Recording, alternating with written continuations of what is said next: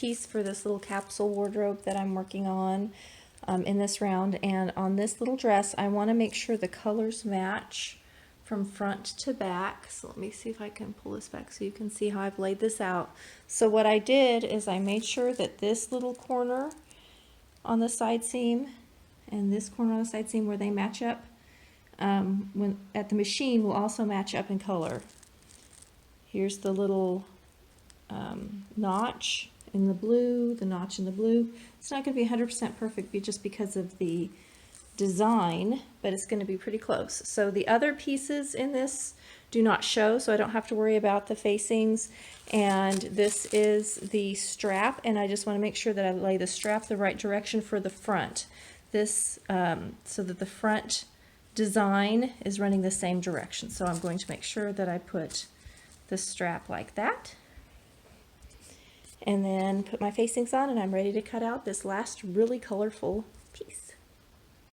So I'm going to start on the little jumper dress that's in the same pattern of this little capsule wardrobe that I'm working on.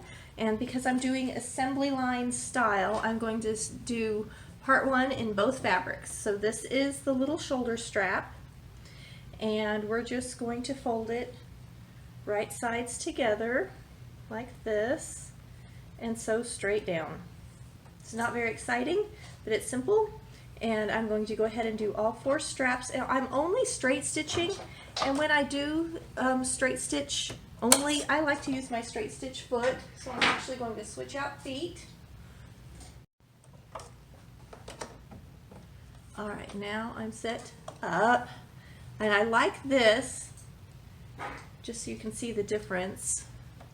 See how wide those toes are apart, and when you're sewing, you have a little less stability. So these are really close to the needle, and it gives you a little more stability when you're sewing. So I'm just going to stitch all of these at 3/8 of an inch, which is on this machine 1/4 3/8 right there, and backstitch. And these are all folded right sides together, and I'm just going to assembly line it.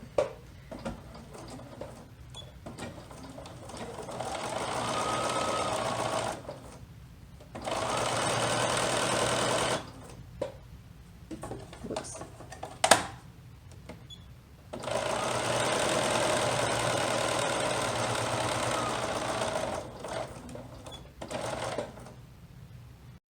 All right, so I've sewn my little shoulder straps. I've sewn the long edge and the straight across edge. The edge that is angled is the edge that we leave open, and now we need to turn them around.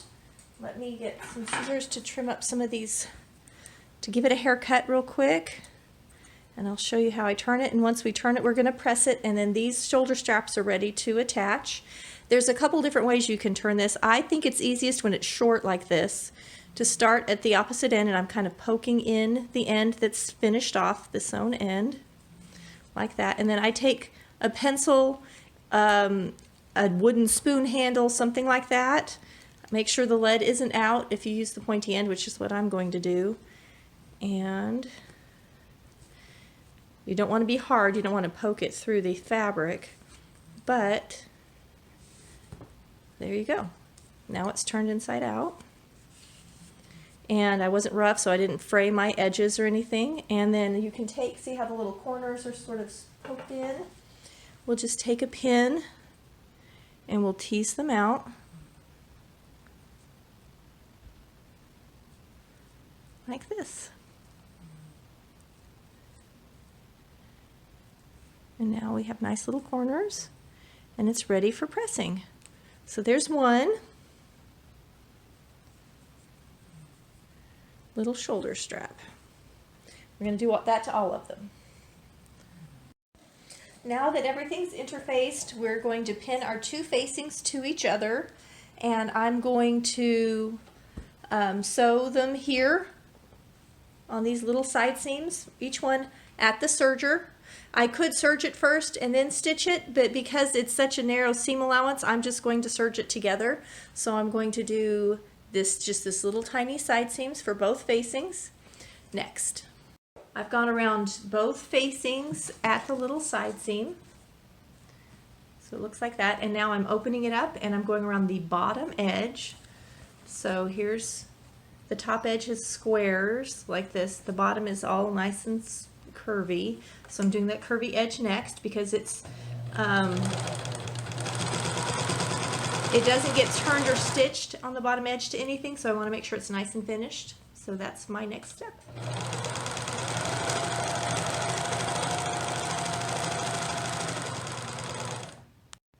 All right, here is where it crossed, where I started and stopped. You can see there's a few little loops, but that's what it looks like because you cannot backstitch on an overlock machine. You want to just cross your old stitches.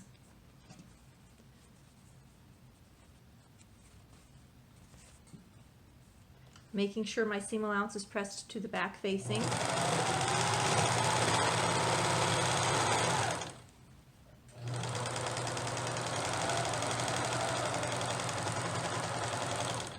And here are my two little finished facings with the seam finish done. So the next step for me is to attach my shoulder strap to the back of the dress. Okay, it's time to sew on our little straps to the back of the dress, and the dress has the little markings like this. I'm doing size small, so this circle is where is for my dress alignment to let me know where to line it. So this is how I do it. There's lots of ways to do this. Now this is going to get attached to the right side. It's going to be attached to the right side like this. So I want my markings on the right side. And I've got my tailor's chalk here. Peaches, do you need to go outside? Do you need to go out? Peaches is in here wandering around being nosy. Okay, so we're going to take a pin through the small like this. That's the easiest way for me. I'm just holding it in place. And then I can pull back my pattern and see the pin, and I can make a little line right there. And because the pin is in it, when I pull this up, the pin's on the other side too, and I can make a little mark. And that's it. It's only for the back side. So I'm going to just hold this up so you can see. Can you see the little blue line? And then I'll open it up. And here are my straps. Now the straps have an angle on them. I did serge the edge of the strap after it was turned and ready to go. So I'm going to just line up my little strap, kind of right over it on each side. And I want to make sure that I keep these about the same distance from the edge so that they're even, like that. And these are ready to go. So I'm going to put a couple pins in.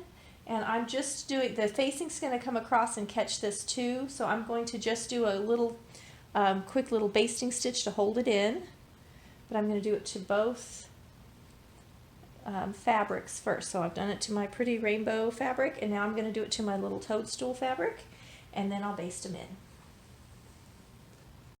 Alright, I'm at my machine. I've been sewing with a stitch length of 3, but I'm going to lengthen it to a 5. For basting, and I will not be back stitching because this is just to hold it in place until I get to the facing. So again, we're at a 3/8 inch seam allowance, so I just want to make sure I'm catching my little strap. And away we go. I'm going to back the camera just a tiny bit. There we go.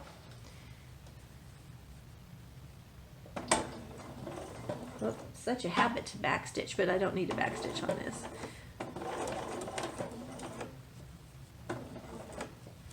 And just going to lift it, pull it forward, and do the next one.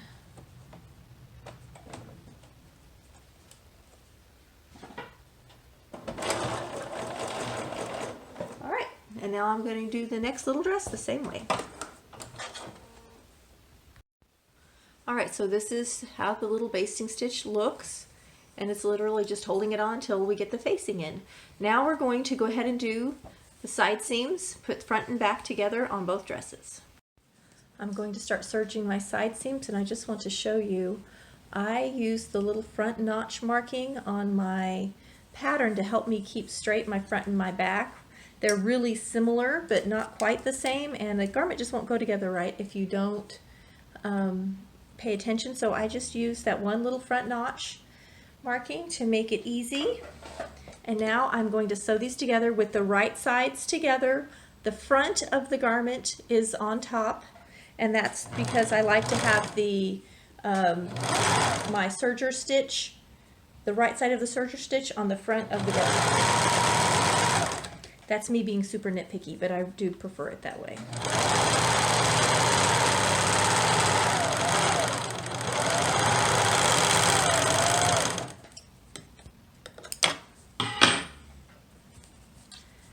And here's the other side seam. Again, the front is on top.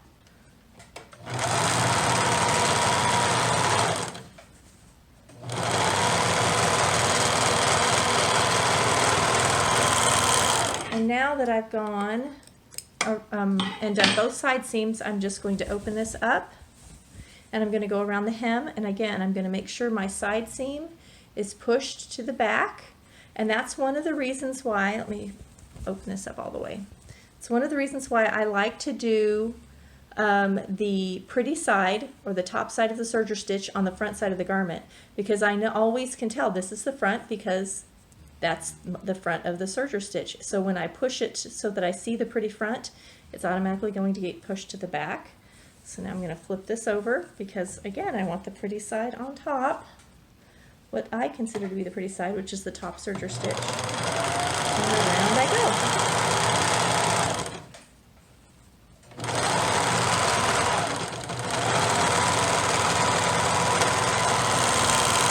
Crossed my old stitches, and it's hemmed and the side seams are together, and I've already got the little straps on, so all that's left is to attach the facing, and it's done other than buttonhole and button.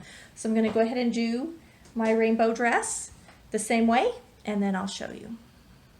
Alright, I'm sewing this together, and I didn't mention, I cut this out so that when I sew these together, can you see how the colors line up exactly right? So I'm going to go ahead and open this so you can see. See how my colors all line up just right on this, on the seam? That's really important on garments like this that have either a large design or stripes or colors that change like this one does. So spend a little extra time in your cutting, in your layout of your cutting, so that when your garment gets put together, it looks much more professional. It makes it look a little more designer. Cheap clothes, they don't line up your plaids and your stripes, and quality clothes, they do. So you're sewing this, you have the extra few minutes, make yours high quality and look more like a designer garment. Alright, my two dresses are sewn together. I'll show you this one real quick. This one doesn't have the facing already started. Here's my little dress. I'm going to turn it around. Alright. And there's the little hem. It's not the finished hem, but the seam allowance.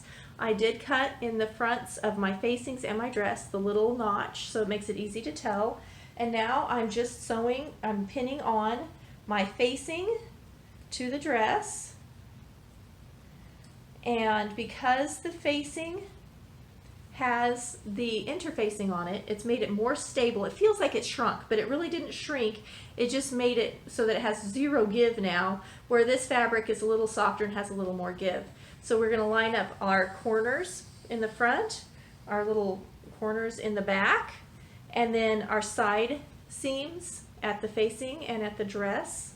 And if I feel like I need it, I'll put another little pin in here and there just to hold it, and then I'm going to straight stitch this. You could serge it together, but I think it's a little smoother and a little less bulky because it's going to be completely on the inside, and I am going to come back and top stitch it. It'll be secure, so I'm going to just go and do a straight stitch to attach this all the way around. Alright, I have the facings all pinned together, and we're just going to stitch all the way around. Whenever you're doing a facing like this, you want to make sure the facing is on top and the garment is on bottom. And it doesn't really matter where we start or stop, but I'm going to start in the back. And again, this is 3/8 inch. Make sure your needle position is centered. My foot controls crawled away. If you've sewn very much, I'm sure you've had that happen to you. All right, and don't forget, we were basting before. To put your machine back to the regular stitch, you do not want to baste this whole thing together. You want it in your final stitch. So I've set it back to my 3.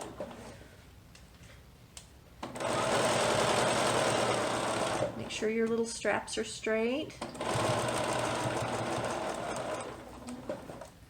And I'm coming up here and I'm going to sink my needle at the 3/8 inch on that corner and turn, and that just gives us nice, pardon all the fabric in the way, gives us nice sharp corners. Having the facing on top and the garment on the bottom also helps keep the 2 layers from shifting. The top layer is more stable because it has stabilizer on it, interfacing, and the bottom layer is a little softer and may need some easing in, and the feed dogs can do that for you.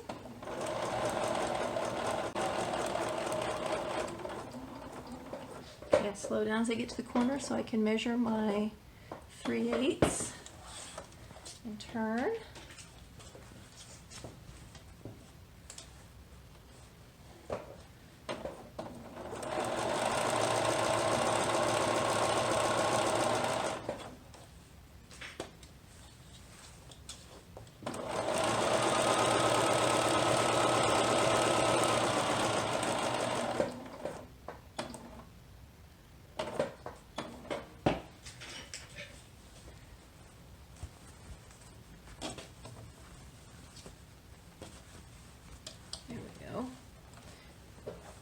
Almost all the way around.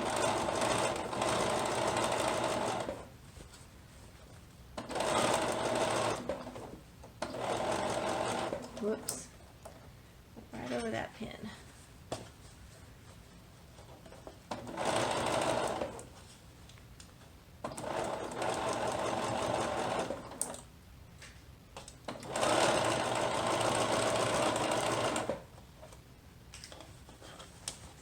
Here's where I started, so you can see I'm getting really close.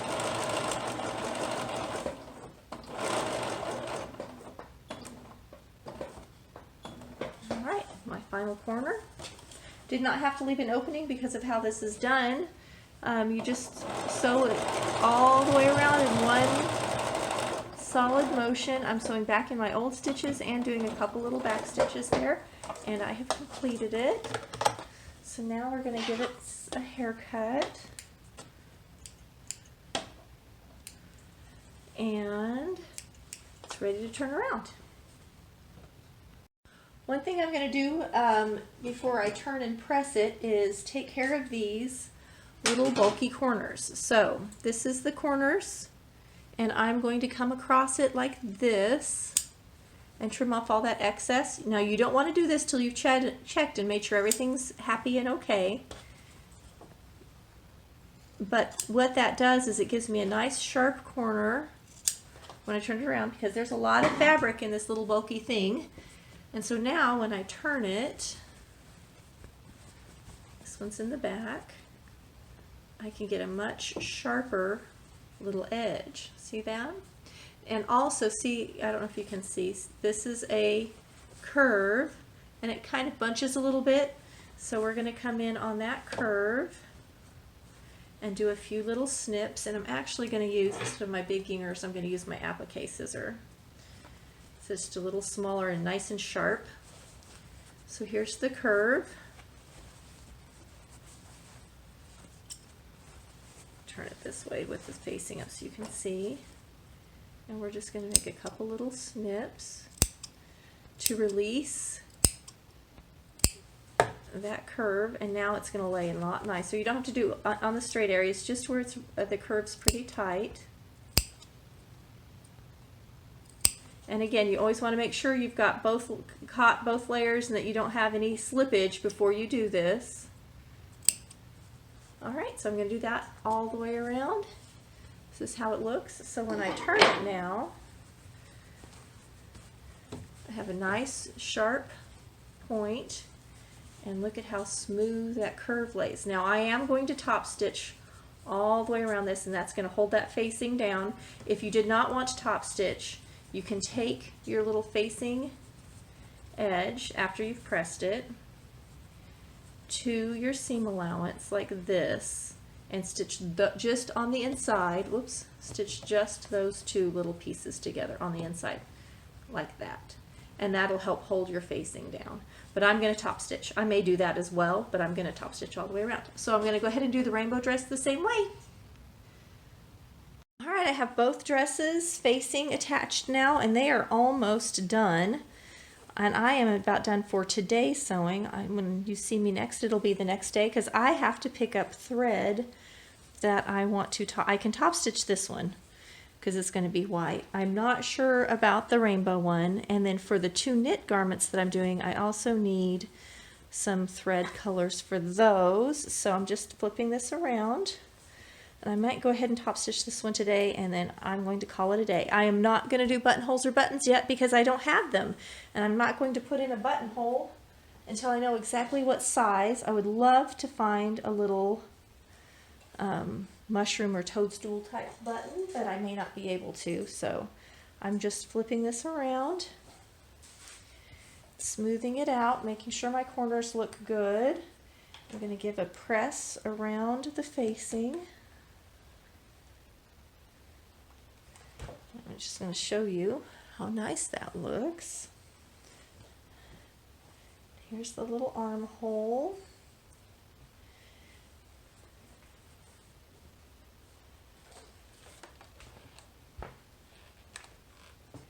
Just to make it nice and smooth. Pressing is really important when you sew. Even if you never press again, press while you sew. Got a thread I missed.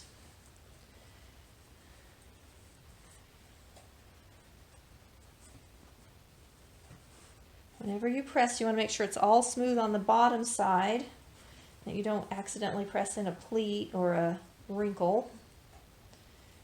It's a little tiny dress. I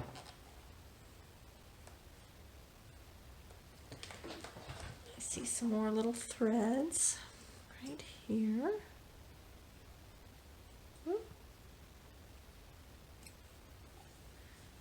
Right there.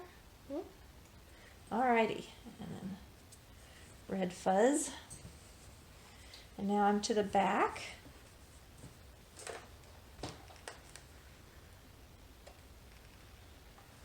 And then here's my little side seams.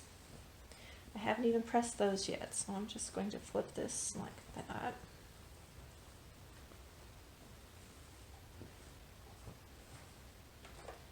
And I always give it a little pull so I don't get a little buckle underneath. There's the side seam pressed. There's the side seam not pressed. Looks pretty good either way. I also like to put it over the edge. This is so tiny, it barely goes over the edge of my ironing board, but if you can do it that way, make sure your seam is pushed to the correct direction, which is to the back of the garment. And now this is ready for me to turn up my hem, buttonhole, and button, but let me flip it around so you can just see how cute this little jumper is going to be. And it's going to have the little straps come around like that. Isn't that cute? Okay, I've got to do the same thing for my rainbow dress, and I'm going to call it a day. All right, and here's the little rainbow dress, pressed and ready for hem, buttonhole, and button. Little pro tip when you're getting ready to do a whole bunch of handwork, make multiple needles with thread on it to start with, so you're not rethreading needles in the middle. So I have 3 here. I'm just doing buttons and snaps, but that'll be a good start for me in the white thread. I also had a bobbin with white thread that had just a little bit left, so I was able to use up my white bobbin thread on this so I could empty my bobbin for another project. Now for the fun part. Time for the buttons and the snaps. So I I'm gonna open up my buttons that I picked out for this little outfit and decide which colors of butterflies, if I want to do 2 different colors. It's on the pink, so I kind of like the opposing color rather than putting the pink on there. I just think the pink doesn't show up as well. Oh my goodness, these are cute. Kind of want to do one of each. I think I will. All right, so I have got my needle threaded up and I've already got a knot in the back. So I'm going to go from behind, and I've got a facing attached to this. And normally I would only go into the dress, but the dress doesn't have any interfacing in this part, and I don't want to sew a button on without interfacing behind it, so I either need to put some interfacing behind it or go ahead and just use the facing that's there. So I'm just going to use the facing that's there. And these buttons are purely decorative. I am not going to be using these to close the dress because I'm going to add snaps. I'm going to have one snap on this side and multiple snaps on this so it can be adjusted up and down and worn longer. So I've just pulled through my thread. I have it doubled over. And you want to be careful you don't accidentally sew your butterfly upside down. And I'm just going to go back. Now this particular button has a shank. It's a shank button. So it's going to automatically stand up off of the fabric. Whoops. I caught my blue butterfly in all my threads. Common problem. And I am completely out of beeswax too. Oh my goodness. It's got little antennae. Look at the antenna. It just really catches it. Okay. So now, there it is. So I'm just going to go in and out a couple times from behind to the front. I have a super long thread because I'm going to be doing so much hand sewing. I have 3 needles already threaded up and ready to go because I'm going to do the 2 buttons on this, 2 buttons on this, and I'm actually going to do multiple buttons along the hem just for cute on the other one. So I'll show you that one in a minute. But I'm going to come back in where I started. There's my needle. A lot of times I will hold the long, when I have long tails like this, I'll kind of hang on to it with the hand I'm not sewing with, just to guide it so that we don't have problems. So I went through the shank, and now I'm going to go back down. And you want to do, whenever you do buttons, especially if the button's holding the garment together, you want to do 3 or 4 rounds. This one, it's purely decorative. I'm going to hold my threads so they don't tangle. And now I have a cute little butterfly. And now I'm going to tie it off. I'm going to come to the back, pick up the little stitch that shows from behind where I went across, and I'm going to go through that 2 times. And the second time, the loop that I have, I'm going to cross into it to make a knot. You can see how I use my finger to help keep my thread straight. And that's a knot, and I can actually do that one more time, make another knot, and go into those old stitches. Now I have a loop, and I'm going to go backwards into my loop.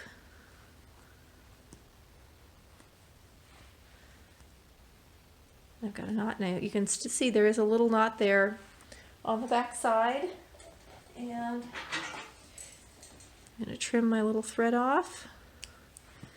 And I have 1 button on. I'm going to go ahead and sew the other one on, and then I'm going to show you how the other kind of button that doesn't have a shank and how we sew it on. Okay, so I have both buttons sewn on. Seriously, so adorable. Okay, and now we're going to switch to the other dress, this little dress here. Let me grab my other buttons. All right, these are the buttons I found for this dress, and I'm actually going to struggle with the packaging. Wow. There. Okay. Let me just dump them out so I can see what they look like. I know I want a bigger button up here at the top. Oh my gosh, they're all so cute. But I'm going to take the extra buttons and just put them along the hemline. So I need to choose my upper buttons, and again, last time I didn't make them match, and they really don't have to match this time either. I mean, one to the other, because I'm going to use a bunch down at the bottom, but I really like these little polka dotties. I just think they show up nice, and this one also shows up nicely. Oh my goodness, they're so cute. All right. Okay, so got my thread again. Put a knot in the end like this. Now, if I were going to be using this button to go through a buttonhole, you can't just sew it on flat. You need to have a little bit of room in there for the fabric of the piece that it's going to button through. Otherwise, your buttons are going to be really tight. Now, this is strictly decorative, so it can be completely flat. So I'm going to come to the back. And I have 2 of these. I have 3 of these. 2 and 2. Okay, so that makes my decision for me. I have pairs of everything, but this one I have extra up. So I'm going to use these 2 up here, and then I can have 1 down in the hem. That works out perfectly. So I'm going to slide these aside.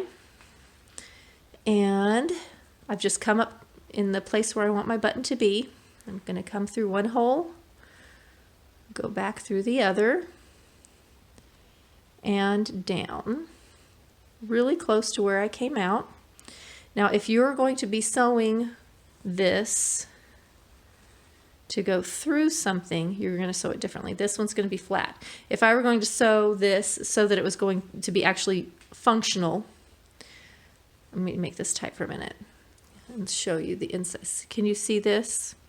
You need room in there. Not that much room, but you need some room. So we actually will bring it out a little bit. And a lot of times, let me grab a sewing pin, straight pin. A lot of times, a straight pin, something like that underneath, to just raise it up a tiny bit helps, so that when you're sewing back and forth, you can't get it too tight. And what you would do is you come back and forth a few times with the sewing pin in there, and then the last time when you come up, you would actually come up through the fabric. I'm going to sew it in a few times, and then I'll demonstrate. And I'll put my pin back. Okay, so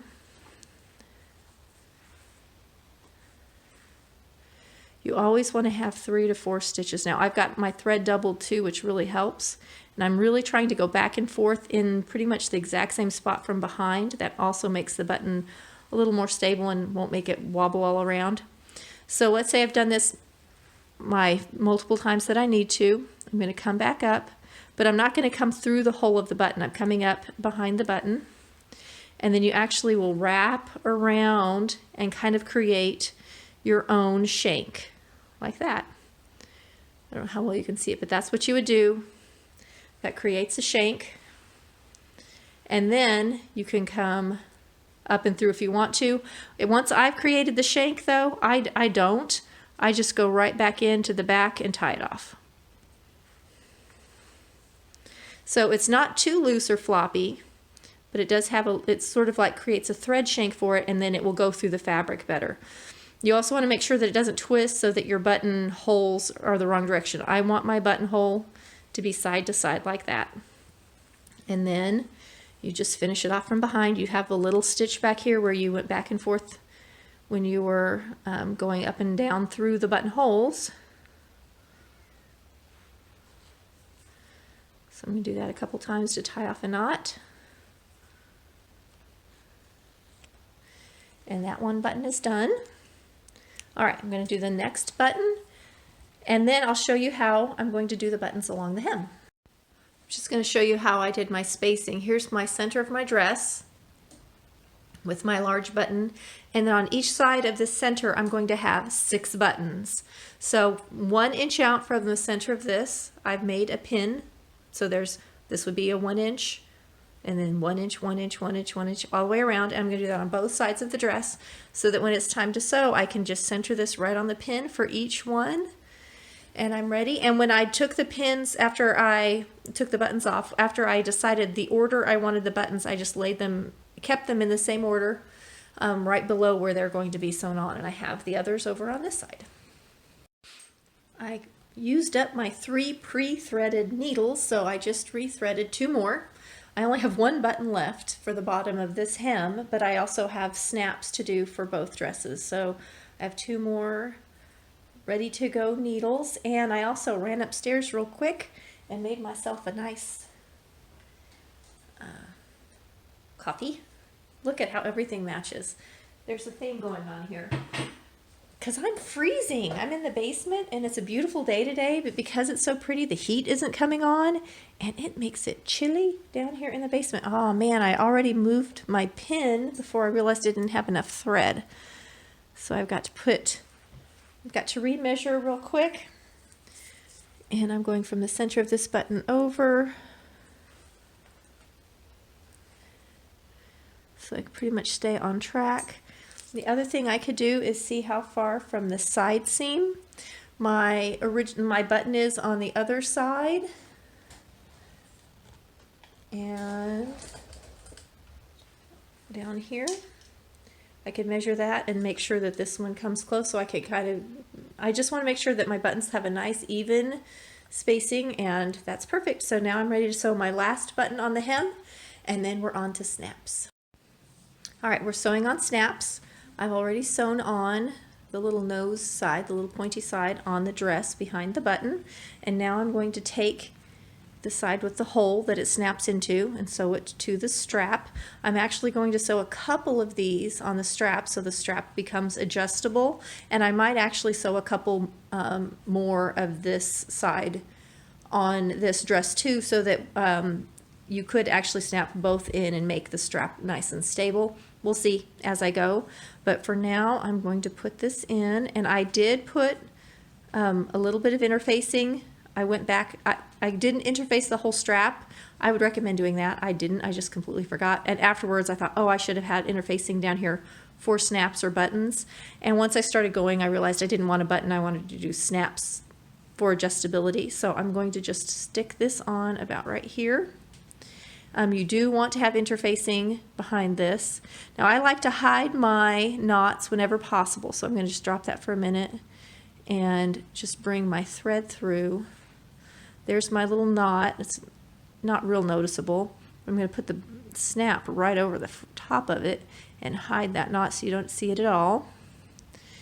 And there are 4 little holes, and whenever possible I try to make them do either straight up and down, or so that they're on an angle. So they're either north, south, east, west, or they're northeast, southeast, southwest, southeast. Yes, so that they're at those angles. So this one's angled, but the one down here looks like it's pretty much north, south, east, and west. I'm just picking up a little tiny piece of fabric. I'm not getting the outside of the strap. I'm only getting the front side where the interfacing is. It wouldn't hurt if you got both sides, but I like to keep my thread hidden as much as possible. And we're going to wrap into this first little hole 3 times. Then I'm going to put my needle back into my fabric. Again, it's not going through to the outside, it's going on the inside of the strap, and I'm traveling to the next hole with my needle, and that just hides the thread. I could do it across the top and not be so careful, and you just have little lines of thread across here, but I think it looks so much neater to hide it. So now I've done that, I can just pull through into my little hole. And you want to make sure you pick up a little pinch of fabric each time. And 3, when you have a double threaded needle like I do, and I have a little loop, you may not be able to see, it was teeny tiny, just pull on the individual threads of your string and you'll be able to get it. And there we go, 3 times. Then I'm going to go back into my fabric, travel to the next hole, and again, I'm not going through the back of the strap at all. So now I'm at the next hole, and I'm going to come back up in. And this takes a lot of thread. It's sort of surprising because it's a small thing, but 1 needle load of thread will do pretty much your 1 set of snaps. Depends on how long you make your thread on your needle, but I don't make them too long because you just end up with tangles. This will also dull needles because when you're poking up, you'll hit the back side of the snap some, so your needle may get dull. I'm going back inside, coming to my next hole, and I'm just rotating this. This tiny strap's easy to rotate in my hand. I don't have to keep it it's stationary. And we are almost through with this snap.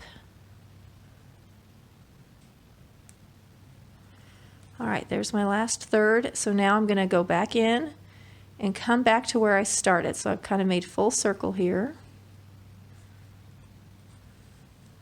to tie off. And again, I don't want lots of tails, so I'm going to kind of go into my old stitches a couple times.